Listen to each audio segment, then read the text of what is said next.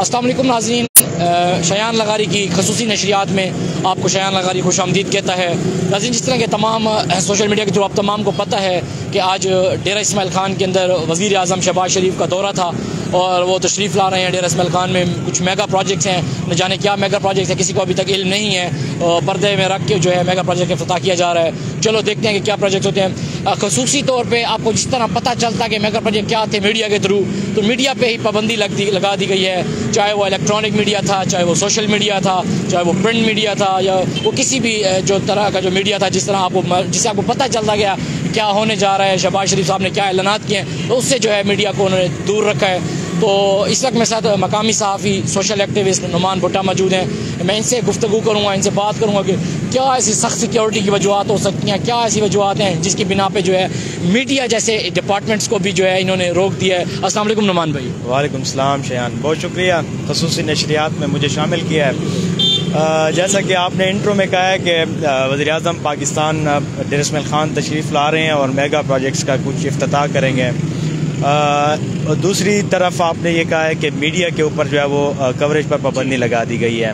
तो सबसे पहले तो इसमें कोई शक नहीं है कि सिक्योरिटी के हालात जो हैं वो काफ़ी टफ़ हैं और डेरा इस्माइल खान जैसा हसास ज़िला जिसमें सिक्योरिटी के ऑलरेडी बहुत ज़्यादा थ्रेट्स हैं, तो सिक्योरिटी को बिल्कुल फुल प्रूफ बनाना चाहिए। ये हमारे पाकिस्तान के वज़ीर आज़म आ रहे हैं, इसमें कोई दो राय नहीं है। दूसरी बात यह है कि हम लोग डेरा इस्माइल खान के मकामी सहाफ़ी हैं और इस मुआशरे की, इस ज़िले की आँख हैं हम। तो यहाँ पर जो प्रोजेक्ट्स का इफ्तिताह होगा, ज़ाहिर है उनके ऊपर सवाल भी उठेंगे, उसके ऊपर जो है वो बातें भी होंगी। तो कल जब इस की अनाउंसमेंट हुई थी और जमीयत उलमा इस्लाम के जो ज़िम्मेदारान हैं उनकी जानिब से चीज़ा सहाफ़ियों को दावत दी गई थी, तो उन्होंने सिर्फ कुछ लोगों को ही दावत दी थी कि इस प्रोग्राम को कवर करें। लेकिन आज सुबह जैसे ही हम लोग वहाँ पर पहुँचे हैं, सीनियर सहाफ़ी वहाँ पर पहुँचे हैं जिनको दावत दी गई थी, तो उनसे कहा गया है, सिक्योरिटी टीम जो इस्लामाबाद से आई हुई है, कि आप लोगों ने किसी किस्म का कोई आला लेके ग्राउंड में नहीं जाना है, किसी किस्म का कोई कैमरा, मोबाइल, कोई चीज़ लेके नहीं जानी है। तो जिस पर हमारे जो सीनियर सहाफ़ी हैं, ज़ाहिर है कि उन्होंने एहतजाज भी किया और बनता भी है। आप मदू करते हैं, हमारा एक सहाफ़ी का वहाँ पर क्या काम हो सकता है, कैमरा माइक के बगैर हम वहाँ पर क्या करते हैं, इनकी शक्लें देखनी थी हमने। तो ये बड़े अलमी है, जमीयत उलमा इस्लाम को इस चीज़ पर सोचना चाहिए कि पहले ही आप लोग ऐसे फैसले करके, और आवाम के अंदर आपकी जो पजीराई है वो मुसलसल जो है वो बस्ती की तरफ जा रही है। और जब एक मेगा प्रोजेक्ट जो कि एक, मैं समझता हूँ कि 10 सालों में अगर जमीयत उलमा इस्लाम क्रेडिट लेने की कोशिश कर रही है और उसको भी इनकी जो इंतज़ामिया है वो मैनेज नहीं कर सकी है, तो ज़ाहिर है कि उनकी जो पॉपुलैरिटी है उसके ऊपर तो सवालिया निशान उठेंगे। हमें खुशी है, हम बसीयत डेरेवाल के डेरा इस्माइल खान में मेगा प्रोजेक्ट आने चाहिए, लेकिन उनको ज़ाहिर है कि मुश्किल हालात में भी डेरा इस्माइल खान के सहाफ़ी यहाँ पर जब दहशत गर्दी उरूज पर थी तो उस वक्त भी सहाफ़ियों ने अपनी जान के नजराने पेश किए हैं। सहाफ़ियों ने शब रोज़ मेहनत, और इस अमन की अगर फ़िज़ा में हम सांस ले रहे हैं तो उसमें मीडिया का भी बहुत बड़ा किरदार है। तो ये उनको बिल्कुल बाईपास कर रहे हैं। तो इसमें वो कहते हैं ना, इसमें तेरा घाटा हमारा कुछ नहीं जाता। तो ये जमीयत उलमा इस्लाम को सोचना चाहिए कि मीडिया को कम से कम कवरेज की इजाज़त होनी चाहिए थी, जिस पर आगे जब हमारे इजलास होगा मीडिया नुमाइंदगान का, सीनियर सहाफ़ियों का, तो उसमें ज़ाहिर है कि इसका एहतजाज हम रिकॉर्ड करवाएंगे। नुमान भाई, मेरे इल्म में भी ये चीज़ नहीं थी कि कुछ मनपसंद सहाफ़ियों को, यानी कि कुछ सीनियर सहाफ़ियों को बुलाया गया है, उसमें मदऊ किया गया उस प्रोग्राम के अंदर और उनको भी रोक दिया गया है। ये तो बहुत बड़ा सवालिया निशान नहीं? चले, मैं समझता हूँ कि अगर सोशल एक्टिविस्ट या एक सोशल मीडिया एक्टिविस्ट को रोका गया है तो सिक्योरिटी वजूहत की बिना पे कोई इशू नहीं, रोक दिया गया है। एक सीनियर एंकर पर्सन हम कह सकते हैं, एक सीनियर सहाफ़ी जो कि इलेक्ट्रॉनिक मीडिया से रुजू करते हैं, उनको भी रोक दिया गया इस प्रोग्राम में। के साथ मुंसलिक होते हैं, बिल्कुल इसकी बात बहुत हद तक बात ठीक है। लेकिन अब मैं यही तो कह रहा हूँ कि जैसे ही हमारे इजलास बुलाएंगे उसमें जो लाए अमल होगा जमीयत उलमा इस्लाम को हम बिल्कुल अपना एहतजाज रिकॉर्ड करवाएंगे। और ये रवैया जो है ये काबिल मज़म्मत है। और अगर देखा जाए तो ये वतीरा जो है, जितने भी वज़राए आज़म आते हैं, आप देखें कि यहाँ पर एक सदर जो मुशर्रफ थे उनका दौरा था, तो उसमें भी मीडिया के साथ यही रवैया जो है वो रखा गया था। मैं समझता हूँ कि ये मकामी जो इंतज़ामी है उनकी जानिब से ये रवैया होता है।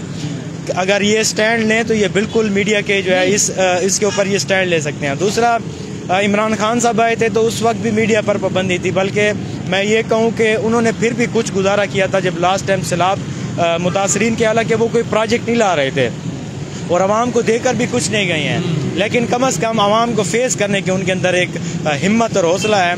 तो मैं इस चीज़ पर बिल्कुल खान साहब को क्रेडिट दूंगा। हाँ, उससे पहले जब वो आए थे ज़री यूनिवर्सिटी का इफ्तिताह था तो उसमें भी जो है वो मीडिया को जो है वो कवरेज से रोक दिया गया था। असल में नुमान अब देखने को ये मिल रहा है कि तब वो वजीर आजम थे और जब लास्ट टाइम आए तो वो चेयरमैन थे पार्टी के। नहीं, वो आपकी बात बिल्कुल ठीक है, लेकिन मसला ये होता है कि आप देखें ना कि मेगा प्रोजेक्ट आप आवाम की आंखों में धूल झोंक सकते हैं मेगा प्रोजेक्ट्स के नाम पे, लेकिन मीडिया को आप उल्लू नहीं बना सकते हैं। तो इनको डर होता है कि यार ये मीडिया वाले अगर इकट्ठे हो जाएंगे तो ये बिल्कुल अल्ट्रासाउंड करेंगे, इसका पड़ताल करेंगे कि यार ये जो प्रोजेक्ट हैं ये बेसिक हैं, किसके क्रेडिट किसको जाता है। मुझे तो यही समझ आ रहा है, इस वजह से जमीयत उलमा इस्लाम ने इस चीज़ पर स्टैंड नहीं लिया होगा। अच्छा नुमान भाई, आपने एक और बीच में एक बात किया, बड़ी अच्छी आपने बात किया, आपने कहा कि ये जो रवैया होता है ये बेसिकली हमारी ज़िला इंतज़ामिया का होता है, साथ किरदार रहा है।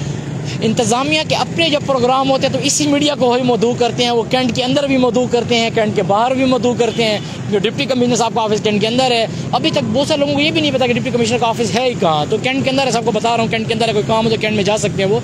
लेकिन जब इनके प्रोग्राम होते हैं पर्सनली तो उस पर तो इंतज़ामिया हमें मदऊ करती है। जब ऐसे प्रोग्राम होते हैं तो इंतज़ामिया क्यों नहीं कहती कि जी ये मीडिया है और इस मीडिया का किरदार रहा है DA में और इसको जो है अंदर आने की इजाज़त दी जाए।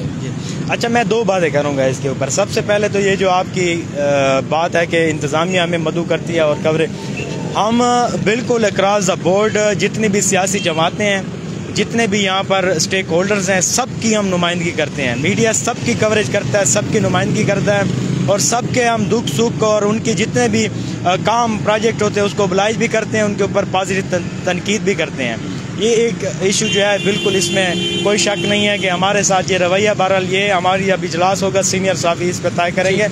दूसरा, इसमें मज़े की बात यह है कि जमीयत उलमा इस्लाम के अंदर भी धड़ेबाजी बन गई है।